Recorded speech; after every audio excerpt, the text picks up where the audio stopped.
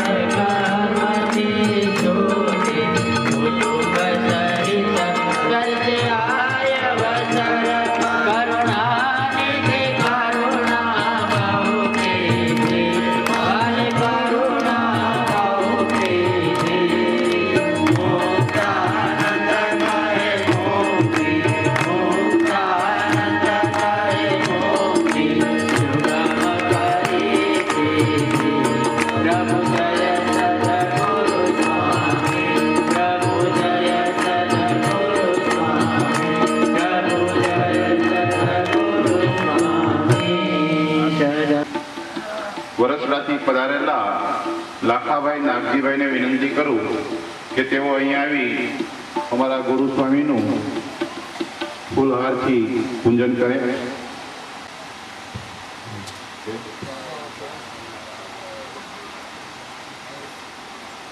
મેં વિનંતી કરું કે આપણા બીજા વક્તા મહોદય અશ્વિનભાઈ દવેનું ફૂલહારથી પૂજન કરશે.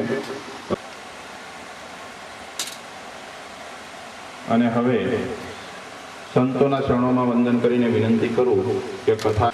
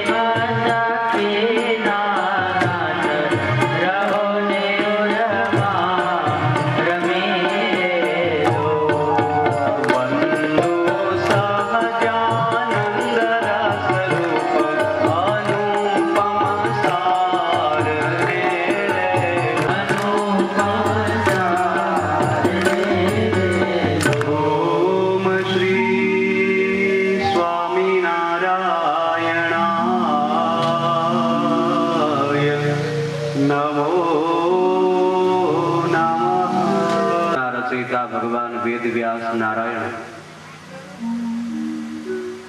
જેના સત્સંગના માધ્યમે ભગવાનની કથાનું વહન થનાર છે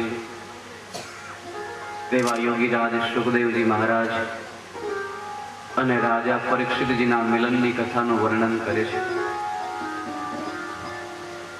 જેને સંસાર અસાર થયો છે તેવા રાજા પરીક્ષિત પુત્ર પરિવાર અને રાજ્યનો ત્યાગ કરી ભાગીરથી ગંગાના કિનારે પધાર્યા છે. ભગવાન શ્રી હરિનું મનોમન ધ્યાન કરી સ્તુતિ પ્રાર્થના કરી પ્રભુના શરણે થયા છે. જીવ જ્યારે પ્રભુના શરણે આવે છે ત્યારે ભગવાન તે જીવની મુક્તિનો માર્ગ કોઈના દ્વારા યા તો સ્વયં પોતે પ્રગટ થઈને તે કલ્યાણનો માર્ગ સુજાડે છે. રાજા પરીક્ષિતજીને માટે ભગવાન શ્રી હરિએ નારદ મુનિને મોકલ્યા છે. નારદ મુનિએ આવી રાજા પરીક્ષિતજીની સ્થિતિ જોઈ દયાળ કોમલ ચિત અતિ દીન દયાલા. જેમ ભગવાન કારણ વિના જીવોની પર કૃપા કરે છે તેમ ભગવાનના સંતો પણ વિના કારણ જીવની પર હેત કરે છે. તેથી એને પરમ હિતકારી કહ્યા છે. ગયા છે વનભૂમિમાં જ્યાં સુખદેવજી મહારાજ ધ્યાનસ્થ બેઠા છે. નારદ મુનિએ સુખદેવજી મહારાજને જગાડ્યા. સુખદેવજી મહારાજની બીજી વાર સમાધિ તૂટી. પહેલી વાર જન્મ થતાની સાથે વનભૂમિમાં જઈ ભગવાનનું ધ્યાન કરવા લાગી ગયા. એ વખતે ભગવાન વ્યાસજીના શિષ્યો ભાગવતજીના શ્લોકોને ગાતા હતા, જેને સાંભળી ધ્યાનનો ત્યાગ કરી સુખદેવજી પિતાના ઘરે પાછા આવ્યા. ભગવાન વ્યાસજીની પાસેથી પુત્ર તરીકે સુખદેવજીએ સંપૂર્ણ શ્રીમદ ભાગવત આત્મસાત કર્યું. ફરી વાર તે ભાગવતને સ્વાંત સુખાય, પોતાના મનને પોતાના આત્માને આનંદ પ્રાપ્ત થાય એમ અકેલા અકેલા ભગવાનના ચરિત્રોને ગાતા સંભાળતા સુખદેવજી વનભૂમિમાં ધ્યાનસ્થ થયા અને નારદ મુનિ પધાર્યા છે. સુખદેવજીને જગાડ્યા. આપણે ભગવાનના ધ્યાનમાં બેઠા હોઈએ ત્યારે જો માયા આવીને જગતનું વ્યવહારિક કાર્ય આપણું ધ્યાન તોડાવે તો સમજવાનું આપણી ભક્તિ હજી બલવત્તર નથી. પણ ભગવાનનું ધ્યાન કરતા હોઈએ, ભજન કરતા હોઈએ અને કોઈ સંત આવે તો સમજવાનું ભક્તિનું ફળ પ્રાપ્ત થયું. જે કઈ યજ્ઞ યાગાદી હોમ તપસ્યા ભગવાનને રાજી કરવા માટે કર્યું એનું ફળ સંતનું દર્શન છે. તે સંત નારદ મુનિ પધારતા સુખદેવજી મહારાજ પોતાનું ધ્યાન છોડી પૂછવા લાગ્યા, કેમ મને જગાડ્યો? નારદ મુનિએ કહ્યું, હે યોગીરાજ, તમારે ધ્યાન કરવાની જરૂર નથી. હવે જીવોનું ધ્યાન રાખવાની જરૂર છે. માટે ધ્યાન છોડો અને સૌનું ધ્યાન રાખો. સુખદેવજીએ કહ્યું, કોનું ધ્યાન રાખવાનું છે? નારદ મુનિએ બધી જ વાત કરી છે. પાંડવોના વંશજ એવા રાજા પરીક્ષિતજીને એક ઋષિનો અપરાધ કરવાથી શાપ થયો છે. 7 દિવસની આયુષ્ય એની પાસે છે. માટે તમે ગંગાના કિનારે પધારો. રાજા અનશન વ્રત લઈને બેઠા છે. 7 દિવસમાં કલ્યાણ એનું કોણ કરી શકે તમારા સિવાય? સુખદેવજીએ ના પાડી. એક સાધુનો, એક સંતનો અપરાધ રાજાએ કર્યો છે, એને દંડ ભોગવવા દો, પ્રાયશ્ચિત કરવા દો. નારદ મુનિએ કહ્યું, મહારાજ, એને મનોમન પ્રાયશ્ચિત કર્યું છે, ભગવાનના શરણે થયા છે, ખૂબ પશ્ચાતાપ કર્યો છે. હવે જીવન કેમ સુધરે, એક સંતનો અપરાધ, એના દોષમાંથી કેમ બહાર નીકળાય, એના માટે રાજા હજારો સાધુ સંતો ઋષિ મુનિઓને પૂછી વળ્યા છે. મને લાગે છે તમારા સિવાય કોઈ એ કલ્યાણનો માર્ગ નહીં બતાવી શકે, માટે તમે વધારો. સુખદેવજી કહે છે મારે ધ્યાન કરવું છે. પિતાની પાસેથી શ્રીમદ ભાગવત જે ગ્રંથ મેં ભણ્યો, એ સદગ્રંથને મનસા સ્મરણ, સદૈવ મનથી એનું સ્મરણ કરતા કરતા, એ ભગવાનની લીલાને યાદ કરતા કરતા આ વનભૂમિમાં તપ કરવાથી, સાધના કરવાથી મને ખૂબ જ આનંદ પ્રાપ્ત થાય છે. મારે નથી આવવું. નારદ મુનિ એ વાત કરી, સુખદેવજી તમે તો મહાન છો, પરમહંસોના આચાર્ય છો. ભગવાનની કથાનું ગાન કરવું, કથાનું સ્મરણ કરવું, તપ કે ધ્યાન કરવું, એ તો તમારી મોજ છે. હું તમને એટલું જ કહીશ કે એક માર્ગ છે, એમાં આંધળો માણસ ચાલ્યો આવે છે. લાકડીના ટેકે ચાલ્યો આવતો આંધળો માણસ, એને ખબર નથી કે જે માર્ગ ઉપર હું જઈ રહ્યો છું તે જ માર્ગમાં બિલકુલ વચ્ચોવચ એક બાંધ્યા વગરનો અવાવરો કૂવો પણ છે. એ ચાલતો ચાલતો આંધળો માણસ આગળ વધ્યો અને કૂવાના કાંઠે એક દેખતો માણસ, એક સારો સજ્જન માણસ, એક પરોપકારી માણસ બેઠો છે. એને જોયું કે અંધ માણસ ચાલ્યો આવે છે, રસ્તામાં કૂવો પડે છે. જો સાવધાન નહીં કરવામાં આવે તો એ માણસ કૂવામાં પડશે, એનું મૃત્યુ થશે. હે યોગીરાજ, તમને હું પૂછું કે કૂવાના કાંઠે જે દેખતો માણસ બેઠો છે એને શું કરવું જોઈએ ઉભા થઈને? સુખદેવજી કહે છે સીધી વાત છે. ભગવાને કઈ થોડી સન્મતિ આપી હોય, ભગવાને બે આંખો આપી હોય, એ આંધળા માણસનો બીજો આધાર ન બને તો કઈ નહીં, પણ ઉભા થઈને કમસે કમ એ આંધળા માણસનો હાથ પકડી અને કૂવો તારી દે, પડતા એને બચાવી લે, એટલું તો કરવું જોઈએ ને એને. ત્યારે નારદ મુનિ હાથ જોડીને કહ્યું, સુખદેવજી હું તમને એ જ કહેવા માંગુ છું કે આ સંસાર છે ને તે આંધળો છે. મોહ નિશા સબ સોવન હારા, દેખઈ સ્વપ્ન અનેક પ્રકારા. આંખો હોવા છતાં લોકોએ બંધ કરી લીધી છે, અને બંધ કરેલી આંખોથી મોહના મમતાના સ્વપ્નાઓ જોતો આ જીવ જન્મ જન્માંતરથી ભવકૂપમાં પડે છે, જન્મ મરણના કૂપમાં પડે છે. એમાંથી બહાર તમારા સિવાય બીજો કોણ દેખતો આ જગતમાં છે કે જીવને બહાર કાઢી શકે? તમારી પાસે પિતાએ આપેલી ભાગવતની આંખો છે, જે આંખોથી તમે જીવને દેખતો કરી શકશો, જીવને કલ્યાણનો મોક્ષનો અધિકારી કરી શકશો. માટે તમે પધારો, તમારી જરૂર છે દુનિયાને. નારદ મુનિએ વાત કરી છે ત્યારે સુખદેવજી મહારાજ સંમત થયા છે. ધ્યાનનો ત્યાગ કરી, તપનો ત્યાગ કરી, મૌન હતા તે મુખર બનવા તૈયાર થયા અને આવ્યા છે નારદ મુનિની સાથે ભાગીરથી ગંગાના કિનારે. જ્યારે સંત સુખદેવજી મહારાજ પધારી રહ્યા છે ગંગાના કિનારે, આ સમાચાર 88,000 ઋષિ મુનિઓને મળ્યા. ત્યારે ગંગાનો કિનારો ઋષિ મુનિઓના, સાધુ સંતોના સમુદાયથી આખો છલકાણો છે. હજારો ભક્તો અને સાધકોની ભીડ થઈ છે. આ ઋષિ મુનિઓની અંદર સુખદેવજી મહારાજના દાદા પરાશર મુનિ પણ પધાર્યા. જેના ગ્રંથ લખ્યો છે તે સુખદેવજીના પિતા ભગવાન વ્યાસજી પણ પધાર્યા. દાદા પરાશર મુનિએ જોયું, ઓહો, આ તો મારો દીકરાના દીકરો સુખ, 16 વર્ષની ઉંમર, કિશોર અવસ્થા. હું વૃદ્ધ થઈ ગયો, પણ આ સૃષ્ટિમાં મને જે સમત્વ પ્રાપ્ત થવું જોઈએ, શ્યામ સુંદરનું દર્શન થવું જોઈએ, તે તો મારા પૌત્ર સુખદેવજીને પ્રાપ્ત થયું. ક્યાં મારી ઉંમર, ક્યાં એની ઉંમર. આ નાની ઉંમરમાં એને કેટલું પ્રાપ્ત કરી લીધું. ધન્ય છે બેટા સુખદેવ, ધન્ય છે તને. દાદા પરાશર મુનિને એમ થયું કે મારો દીકરો સુખદેવ આવી રહ્યો છે, હું તો એનો દાદો થાઉં.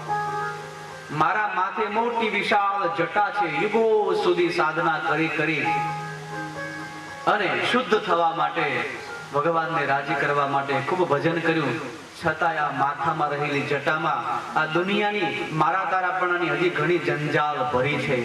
એ જંજાળ ત્યારે જ દૂર થાય જ્યારે જેને મારું તારું નથી, જેને સ્ત્રી શું કહેવાય, પુરુષ શું કહેવાય આ ભેદનો ખ્યાલ નથી, જેને જડ ચેતનમાં કેવળ કૃષ્ણ દેખાય છે, એવો આ મારો પૌત્ર સુખદેવજી આ મારા જટાના ઉપર જો પગ મૂકી અને ચાલે તો મારી જંજાળ દૂર થઈ જાય. સુખદેવજી મહારાજ પધારી રહ્યા છે. સર્વ સંતો, ઋષિ મુનિઓ, સાધકો, ભક્તો ઉભા થઈ સુખદેવજી મહારાજને વંદન કર્યા છે. આકાશમાં દેવતાઓ પુષ્પની વૃષ્ટિ કરવા લાગ્યા છે. ભાગીરથી ગંગામાં અમૃત સમાન નીર વહેવા લાગ્યું છે.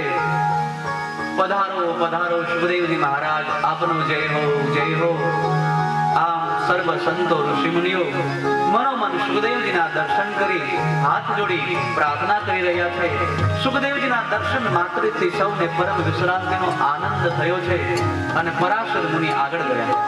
સુખદેવજી મહારાજ કિશોર અવસ્થા, આજાન બાહુ, પોતાનું બ્રહ્મચર્યનું તેજ સૂર્યના કિરણોને પણ ઝાંખું પાડી રહ્યું હોય એવું ઝળહળી રહ્યું છે. તપસ્વીનો વેશ છે, માત્ર લંગોટ પહેર્યો છે. આવા સુખદેવજી માથે નાની જટા છે, આવી રહ્યા છે. દાદા પરાશર મુનિ સામે ગયા અને પોતાના માથાની જટા જે બાંધી હતી એને ખોલી માર્ગમાં પાથરી આપી, દીકરા આ જટા પર પગ મૂક તો મારી જંજાળ દૂર થઈ જાય. સુખદેવજી આ દાદાની જટા પર પગ મૂકી આગળ વધ્યા તો વ્યાસ ભગવાનને એમ થયું કે દાદા લાભ લઈ ગયા, હું પીતા રહી ગયો.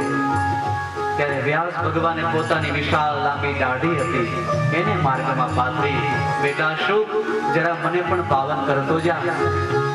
આમ સાધુ સંતોને સૌને પાવન કરતા કરતા સુખદેવજી મહારાજ ગંગાના કિનારે સુંદર મજાની સંતો એક વેદિકા તૈયાર કરી છે, જેને વ્યાસપીઠ નામ આપવામાં આવ્યું છે. એની પર આવી સર્વ સંતોને વંદન કરી ભગવાન શ્રી હરિનું સ્મરણ કરી બિરાજમાન થયા. અને સુખદેવજી જ્યારે વ્યાસપીઠ પર બિરાજમાન થયા છે ત્યારે સામે બેઠેલા શ્રોતા તરીકે રાજા પરીક્ષિતની આંખો બંધ છે, હાથ જોડાયેલા છે, અખંડ ભગવાનનું સ્મરણ ચાલુ છે. એ રાજાની આ તન્મયતા જોઈ પ્રસન્ન થયેલા સુખદેવજીએ માથે હાથ મૂક્યો. રાજન, આંખો ખોલો, હું આવી ગયો છું. રાજા પરીક્ષિતજીએ બે હાથ જોડ્યા છે. જ્યારે આંખો ખોલી અને સુખદેવજીનું દર્શન કર્યું છે, ગુરુ મહારાજ મને લાગે છે હું તો પાપી છું, એક સાધુ સંતનો અપરાધી છું, છતાંય પાંડવ કુળમાં મારો જન્મ છે ને, તેથી ભગવાને તમને મોકલ્યા છે મારું કલ્યાણ કરવા માટે. સંતોનો મત છે સુખદેવજીએ રાજા પરીક્ષિતજીના માથે હાથ મૂક્યો ત્યાં અડધું ભાગવત એને ચરિતાર્થ થઈ ગયું. 7મા દિવસે તક્ષક નાગના દંશથી મૃત્યુ થનાર છે તે ભય હટી ગયો. એક સંતના સ્પર્શનો પ્રભાવ, એક સંતના દર્શનનો પ્રભાવ, મૃત્યુનો ભય હટી ગયો. જાણે કશું નથી બન્યું અને મહા મોટો લાભ પ્રાપ્ત થયો હોય આમ રાજા પરીક્ષિત પ્રસન્ન થયા છે. અને એ વખતે હાથ જોડીને કહ્યું, ગુરુ મહારાજ જેના જીવનની આડા થોડા જ દિવસો બાકી હોય અને મૃત્યુ સામે ઉભો હોય, એવો મૃત્યુના કિનારે બેઠેલો માનવ એને એવું શું કરવું જોઈએ કે એનું જીવન ધન્ય બને? સુખદેવજી મહારાજ પ્રસન્ન થયા છે. હે રાજન, તમે જે વાત કરી છે ને તે તમારી વાત નથી, ચરાચર સૃષ્ટિના જીવોની વાત છે. રાજન, તમે એમ માનતા હશો કે હું મૃત્યુના કિનારે બેઠો છું, 7મા દિવસે મારું મૃત્યુ થનાર છે. સૌથી વધારે લાંબી આયુષ્ય હોય ને તો રાજા તમારી છે. દુનિયાના જીવોની આયુષ્ય 7 દિવસની પણ નથી. શું ખબર કયા સમયે, કયા દિવસે, કયા ટાઈમે મૃત્યુ આવીને ઉભું રહે? દુનિયાનો કોઈ કાળા માથાનો માનવી એવી જાહેરાત ન કરી શકે કે આટલા વર્ષ પછી હું મરીશ. જ્યારે તમે તો પ્રસન્ન ચિત્તે જાહેરાત કરી શકો છો કે 7મા દિવસે જ મૃત્યુ આવશે, એના પહેલા નહીં આવે. ન 5મા દિવસે આવશે, ન 6ઠા દિવસે આવશે. પણ દુનિયાનો જીવ એને ખબર નથી કે 60 વર્ષ પછી મૃત્યુ આવશે કે 60 મિનિટ પછી આવશે. તેથી સૌથી વધારે ભયભીત મૃત્યુથી તો દુનિયા છે. તમારી પાસે 7 દિવસની આયુષ્ય, 7 દિવસની જિંદગી છે, માટે ડરો નહીં. પણ તમે જે વાત કરી કે મૃત્યુના કિનારે જે માણસ બેઠો હોય એને શું કરવું જોઈએ કે જેથી મૃત્યુ એની પર વિજય મેળવી શકાય, જીવન ધન્ય અને સફળ કરી શકાય. સુખદેવજી કહે છે, રાજા, મૃત્યુ તો સૌના માથે લખાયેલું છે. ભગવાન જીવને જન્મ આપે છે અને મૃત્યુ છેલ્લે અનિવાર્ય છે. એ જન્મ અને મૃત્યુની વચ્ચે વિશાળ જે કઈ થોડો સમય મળે એ સમયમાં જીવન નિર્માણ જીવે કરવાનું હોય છે. ભગવાન જન્મ આપે છે, જીવન નથી આપતા. જીવન તો સ્વયં જીવે, જીવી અને નિર્માણ કરવાનું હોય છે અને કંડારવાનું હોય છે.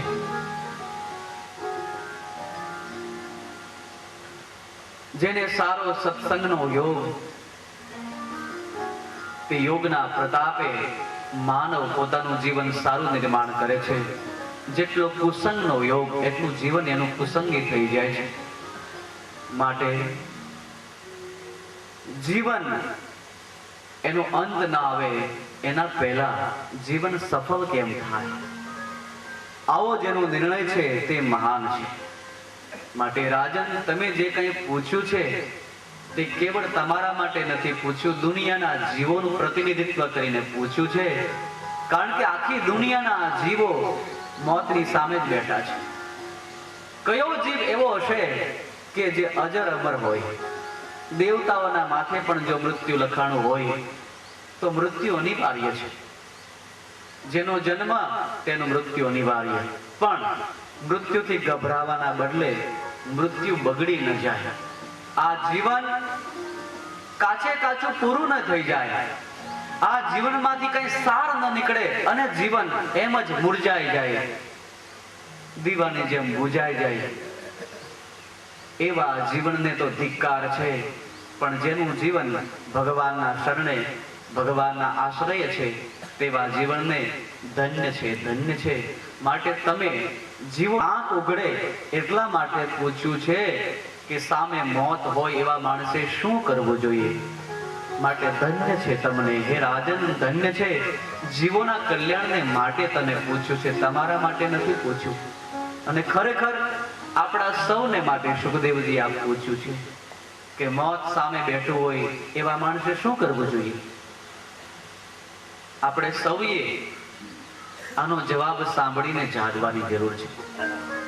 મોહની રાત્રિમાં સૂતા છીએ, મારા તારાપણાના સ્વપ્નાઓ જોઈએ છીએ. એ મોહની રાત્રિ ત્યારે જ તૂટે જ્યારે સુખદેવજીની વાત એને આત્મસાત કરીએ, ધ્યાનપૂર્વક સાંભળી જીવનમાં ઉતારીએ અને જીવનને નવો વળાંક આપીએ. ભગવાન શિવજીને પાર્વતીએ એકવાર પ્રશ્ન પૂછ્યો હતો કે ભગવાન રામ કોણ છે, મને કહો. એ રાજકુમાર છે કે સ્વયં ભગવાન છે? અને એના ઉત્તરમાં ભગવાન શિવજીએ આ જ વાત કરી હતી, દેવી તમને તો ખબર છે કે રામ સ્વયં ભગવાન છે, પણ આ તો દુનિયાને ખબર નથી કે રામ કોણ છે. દુનિયા એક રામને ઐતિહાસિક પુરુષ માને છે, એક રાજા માને છે, અથવા તો કોઈ કલ્પના, એક રામાયણ માત્ર એક કોઈ ઋષિની લખેલી વાર્તા છે એમ માને છે. અને રામનું ભજન કરતી નથી, મોત સામે ઊભું છે. તેથી દુનિયાની આંખ ઉઘાડવા માટે પાર્વતી તમે આ નિમિત્ત બનીને પૂછી રહ્યા છો. તેથી શિવજી પણ રાજી થયેલા અને આ સુખદેવજી પણ રાજા પરીક્ષિતજીની ઉપર રાજી થયા છે. ધન્ય ધન્ય શિવજી બોલ્યા છે પાર્વતીને ધન્યવાદ આપતા, ધન્ય ધન્ય ગિરિરાજ કુમારી, तुम समान नहीं को उपकारी।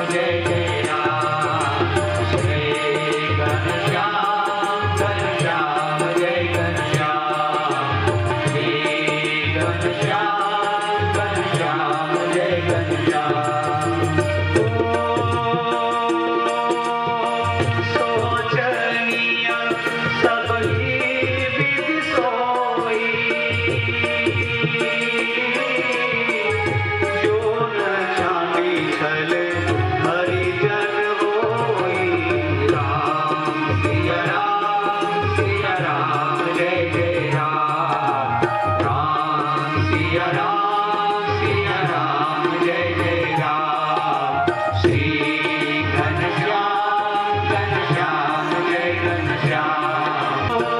धन्य धन्य गिरिराज कुमारी, तुम समान नहीं को उपकारी। राम सिया राम जय जय राम। राम सिया राम जय जय राम। श्री घनश्याम घनश्याम जय घनश्याम। श्री घनश्याम घनश्याम जय घनश्याम। श्री તો ભગવાન શિવજીએ પણ પાર્વતીને ધન્યવાદ આપ્યા, સુખદેવજીએ રાજા પરીક્ષિતજીને ધન્યવાદ આપ્યા, કેમ કે આપણા માટે એમણે આ જિજ્ઞાસા વ્યક્ત કરી છે. અને જ્યારે જીવોના કલ્યાણની જિજ્ઞાસા સત્સંગ દ્વારા થઈ છે, ત્યારે એમાંથી શાસ્ત્રોનું, સત્સંગનું, કથાનું આયોજન થયું છે, પ્રાદુર્ભાવ થયો છે, જે આજ દિવસ સુધી આપણને સૌને પાવન કરે છે. આ ભગવાનની કથા ક્યારે પ્રગટી, શેમાંથી પ્રગટી? સત્સંગમાંથી આ કથાનો પ્રાદુર્ભાવ થયો છે. શિવજીને પાર્વતીએ કંઈક પૂછ્યું, શિવજીએ સત્સંગ કર્યો અને રાવણ પ્રગટ થઈ. સુખદેવજીની આગળ રાજા પરીક્ષિતજીએ પોતાની જિજ્ઞાસા જીવના કલ્યાણની, કે જીવનો મોક્ષ કેમ થાય, મૃત્યુને જીવ કેમ તરી જાય, જીવના મરણ અને જન્મ કેમ અટકે, અને એના ઉત્તરમાં સુખદેવજીએ સત્સંગ કર્યો, તે શ્રીમદ ભાગવતની કથા. તેથી કથા તે મહાન છે. ભગવાનની કથા જે સાંભળે છે તે ધન્ય ધન્ય બને છે, એના દુર્ગુણો દૂર થાય છે અને સદગુણો એના જીવનમાં નિર્માણ પામે છે. આ ભગવાનની કથાની પોથી આપણે માથે લઈને શ્રી વલાવું સજ કરો ઘેરે આવો ને, આ શ્રી વલાવી સજ કરો ને ઘેરે આવો રે, આ શ્રી વલાવી સજ કરો ઘેરે આવો ને, આ શ્રી વલાવી સજ કરો ને ઘેરે આવો રે.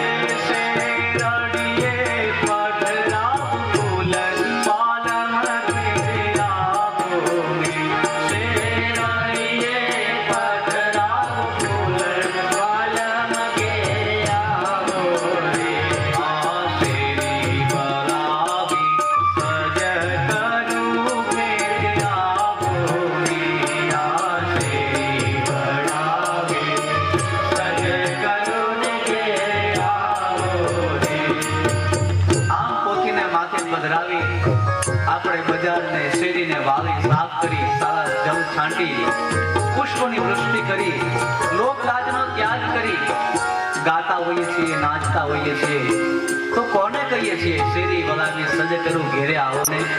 કોને ઘરે બોલાવીએ છીએ? આ ભાગવત રૂપે, પોથી રૂપે જે ભગવાન છે તે ભગવાનને આપણે કહીએ છીએ અમારા ઘરે પધારો. દુનિયાના કોઈ પુસ્તકને કોઈ લોકો માથે લઈને નાચતા નથી. લાખો રૂપિયા પણ આજે પુસ્તકો વેચાય છે, પણ એ માથે મૂકો તો ભાર લાગે, અને આ પોથીને માથે મૂકો ને તો જન્મ જન્માંતરનો ભાર ઉતારી નાખે, આપણને નિર્ભાર કરી દે. તેથી આ ગ્રંથ, એમાં ભગવાન ભરાયેલા છે.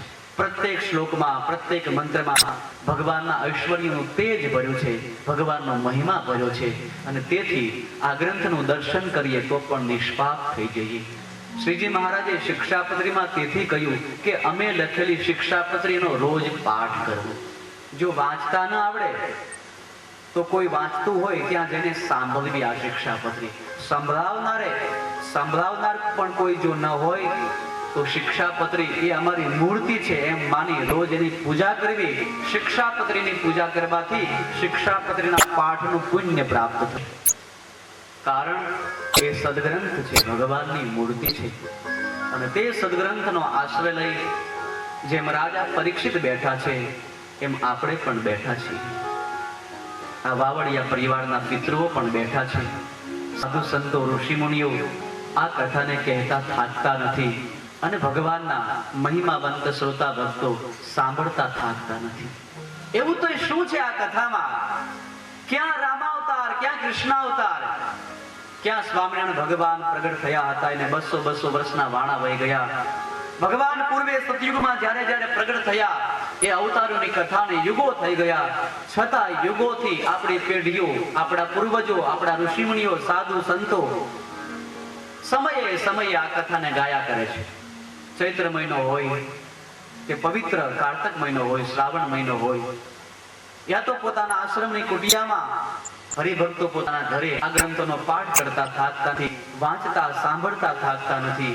આપણે દોડી દોડી ક્યાંક કથા હોય તો જઈએ છીએ ને સાંભળીએ છીએ. શું કામ? એક પુસ્તકને એકવાર વાંચી લીધું, સાંભળી લીધું, ખબર પડી ગઈ કે આમાં આમ જ છે. રામાયણ આપણે 100 વાર સાંભળી, ખબર છે કે રામ વનમાં જ જાય, અમેરિકા ન જાય, એ વનમાં જ જાય 14 વર્ષ માટે. એ એવી જ કથા આવશે, એમાં કઈ જુદું નહીં આવે, તો પણ આપણે સાંભળ્યા કરીએ છીએ. કારણ આ કથામાં કંઈક એવું છે કે જેને સાંભળવાથી થાક નથી લાગતો, પણ આપણો જન્મ જન્માંતરનો થાક હટી જાય છે, ભાર નથી લાગતો. આ ગ્રંથો આપણને નિર્ભાર કરે છે. કંઈક એવું છે આ ગ્રંથમાં. શું છે? સ્વયં ભગવાન ભરાયેલા છે આ ગ્રંથમાં. આ ગ્રંથ તે સ્વયં ભગવાનની મૂર્તિ છે, ભગવાનનું વાંગમય સ્વરૂપ કીધું. પ્રત્યક્ષ અને પ્રગટ ભગવાન આપણને દર્શન દેવા આવે તો કેટલો આનંદ થાય.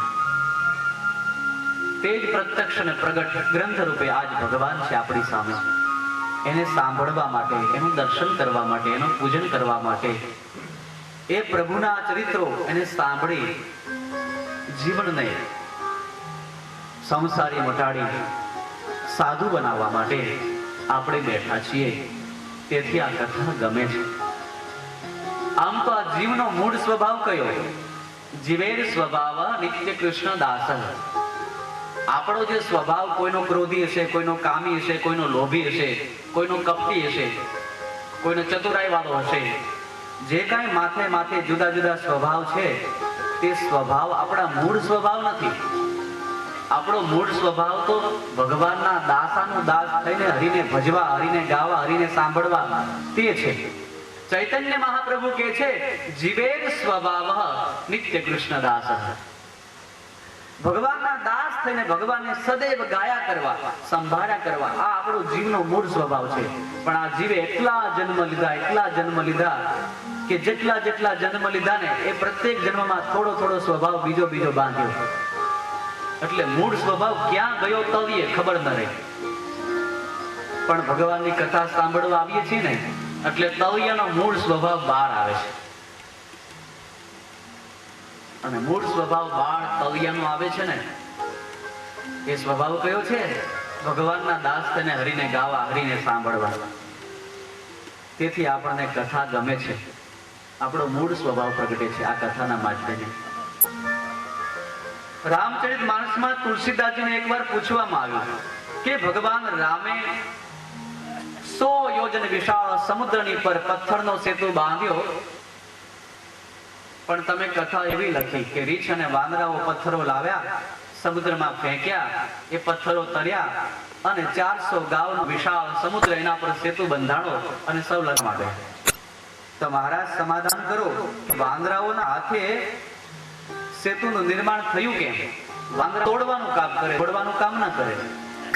પેલી સુગ્રીએ સલાહ માળો તોડી નાખ્યો વાંદરા. તો વાંદરાના હાથે પથ્થર જોડાણા કેમ? 400 ગાવનો વિશાળ સમુદ્ર એની પર સેતુ, એમાં વાંદરાઓ બાંધ્યો? આ કથા કઈ સમજાતી નથી. વાંદરામાં એવી કઈ કરામત છે અને પથ્થરમાં એવો કયો ગુણ છે કે પથ્થર પોતે તરી શકે પાછો? એનો સ્વભાવ તો ડૂબવાનો છે.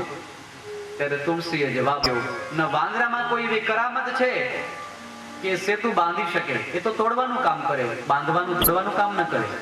અને પથ્થરમાં એવો કોઈ ગુણ નથી કે સ્વયં તરી શકે. પણ જે કઈ બન્યું તે શ્રી રઘુવીર પ્રતાપ તે સિંધુ તરે પાષાણ. ભગવાન રામના પ્રતાપથી બધું થયું. આ તો ભગવાન એના ભક્તોને મોટાઈ આપી.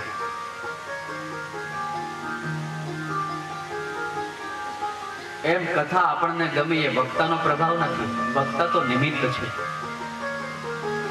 આયોજક હોય યજમાન એ પણ નિમિત્ત છે.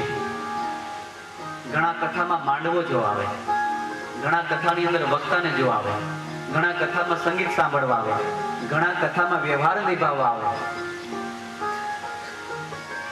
જે ભગવાનની કથા સાંભળવા આવે છે તેને ભગવાનની કથા ગમે છે. એનું કારણ એ સારો સમિયાણો, સારું સંગીત, વક્તા એનો પ્રભાવ નથી.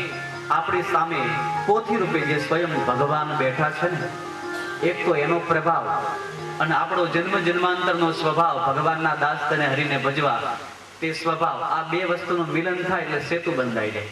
અને સેતુ બંધાઈ જાય એટલે ભવસાગરને આપણે તરી જઈએ. આપણામાં કોઈ બી લાયકાત નથી કે આ ભવસાગરમાં આપણે તરી શકીએ. પથ્થર જેવા છીએ આપણે, જળ. પણ કથાનો આશ્રય લઈએ, આપણા સ્વભાવ અને ભગવાનની કથાનો પ્રભાવ, આનું મિલન થાય એટલે આપણે પણ ભવસાગરમાં તરવા તો મળીએ, બીજાને તારી પણ શકીએ એવા સક્ષમ થઈએ.